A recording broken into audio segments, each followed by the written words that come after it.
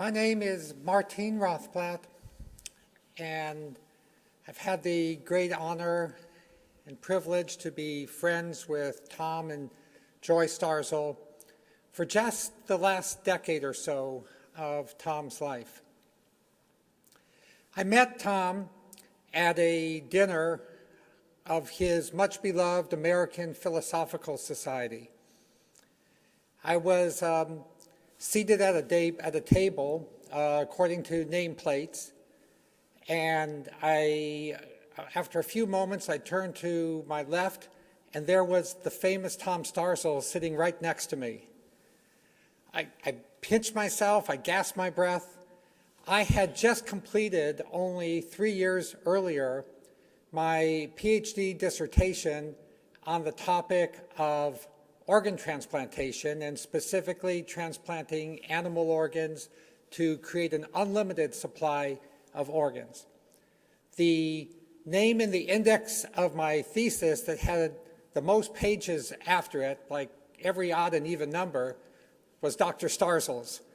Hundreds of publications and leading work. And here I was seated next to the father of organ transplantation. I couldn't believe my good fortune. So as Tom and I began talking, and my lovely wife Bina was seated to my right, I mentioned to him, he said, well, how did you happen to be here and what are you working on?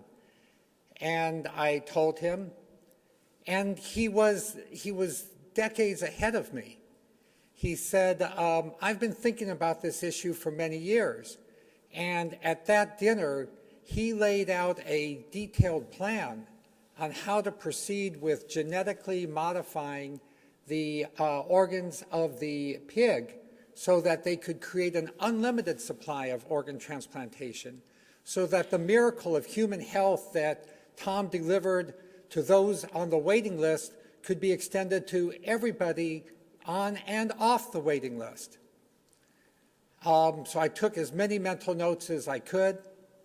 In the following 10 years, I have followed Tom's program to the letter, and I was so pleased to tell him, as recently as a month ago when he attended our scientific advisory board meeting, that the first transplants of genetically modified kidneys from a pig into human patients that were not allowed to have a transplant from the organ list because they had already rejected the human organ that they had received would occur next year in 2018. And Tom had the look on his face that, you know, I feel Tom's presence right here, right now. I feel him in my heart. I feel him as a spiritual presence right in the middle of the room. And I feel and I see his face, and he has that look on his lips, which is not a smile, but a well done, job well done, a slight nod and a slight well done. And I believe that's how he feels about this beautiful ceremony that the family has organized for Tom. The presence of so many important people to the state of Pennsylvania, the city of Pittsburgh, the medical system here at Pitt, his family, his friends, his patients, his colleagues in the medical profession. Tom is just nodding, saying, thank you, well done.